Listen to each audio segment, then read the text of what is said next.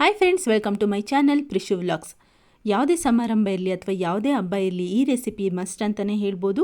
ಇವತ್ತು ಟೊಮೆಟೊ ಹಾಗೂ ಹುಣಸೆ ಹಣ್ಣನ್ನು ಬಳಸ್ಕೊಂಡು ರಸಮ್ ಹೇಗೆ ಮಾಡೋದು ಅಂತ ನೋಡೋಣ. ಇದನ್ನು ನೀವು ಊಟಕ್ಕಾದರೂ ತಿನ್ಬೋದು ಅಥವಾ ಸೂಪಾಗಿ ಕೂಡ ಕುಡಿಬೋದು. ಮೊದಲಿಗೆ ಒಂದು ಕಡಾಯಲ್ಲಿ 2-3 ಸ್ಪೂನಷ್ಟು ಎಣ್ಣೆನ ತೊಗೊಂಡಿದ್ದೀನಿ. ಈ ಎಣ್ಣೆ ಬಿಸಿ ಆದಮೇಲೆ ಇದಕ್ಕೆ ನಾನು ಸಾಸಿವೆ ಹಾಗೂ ಜೀರಿಗೆನ ಸೇರಿಸ್ಕೊತಾ ಇದ್ದೀನಿ.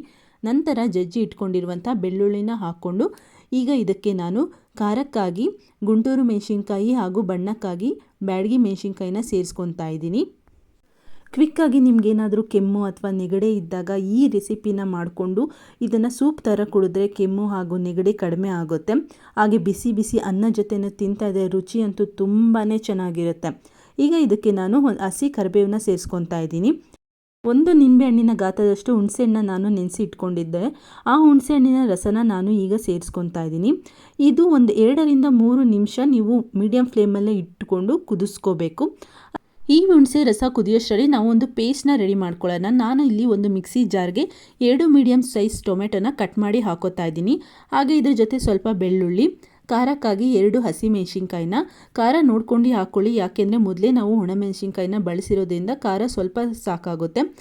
ರಸಮ್ಗೆ ಮೇನ್ ಇಂಗ್ರೀಡಿಯೆಂಟ್ಸ್ ಬಂದು ಜೀರಿಗೆ ಹಾಗೂ ಮೆಣಸು.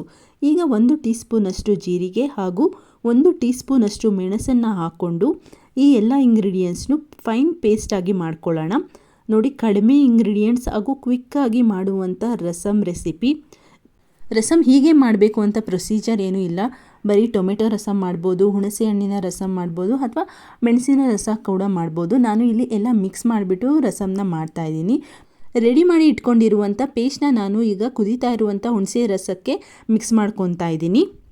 ನೀವೇನಾದರೂ ನಮ್ಮ ಚಾನಲ್ನ ಫಸ್ಟ್ ಟೈಮ್ ನೋಡ್ತಾ ಇದ್ದರೆ ಪ್ಲೀಸ್ ನಮ್ಮ ಚಾನಲ್ನ ಸಬ್ಸ್ಕ್ರೈಬ್ ಮಾಡಿ. ಈ ವಿಡಿಯೋ ಇಷ್ಟ ಆದರೆ ಲೈಕ್ ಮಾಡಿ. ಹಾಗೆ ಯಾರಿಗಾದರೂ ಈ ರೆಸಿಪಿನ ಶೇರ್ ಮಾಡಬೇಕು ಅನಿಸಿದ್ರೆ ಪ್ಲೀಸ್ ಶೇರ್ ಮಾಡಿ. ಪೇಸ್ಟ್ನ ಆ್ಯಡ್ ಮಾಡಿ ಆದಮೇಲೆ ಇದಕ್ಕೆ ನೀರನ್ನು ಸೇರಿಸ್ಕೊಳ್ಳಿ.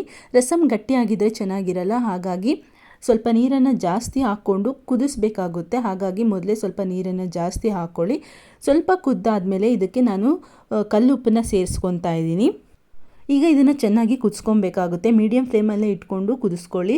ಲಾಸ್ಟಲ್ಲಿ ಸ್ವಲ್ಪ ಕೊರಿಯಂಡರ್ನ ಆ್ಯಡ್ ಮಾಡಿಕೊಂಡ್ರೆ ಸೂಪರ್ ಟೇಸ್ಟಿಯಾದ ಸಿಂಪಲ್ ರೆಸಿಪಿ ರಸಮ್ ರೆಡಿಯಾಗಿರುತ್ತೆ. ಬಿಸಿ ಬಿಸಿ ಅನ್ನ ಜೊತೆ ಅಂದು ತುಂಬಾ ಚೆನ್ನಾಗಿರುತ್ತೆ. ಈ ವಿಡಿಯೋ ನಿಮಗೆ ಇಷ್ಟ ಆಗುತ್ತೆ ಅಂತ ಅಂದ್ಕೊತೀನಿ. ರೆಸಿಪಿ ಇಷ್ಟ ಆಗಿದರೆ ನೀವು ಟ್ರೈ ಮಾಡಿ. ಹಾಗೆ ನಮ್ಮ ಚಾನಲ್ ಪ್ರಿಶು ವ್ಲಾಗ್ಸ್ನ ಸಬ್ಸ್ಕ್ರೈಬ್ ಮಾಡೋದನ್ನ ಮರಿಬೇಡಿ. Thank you for watching. Bye.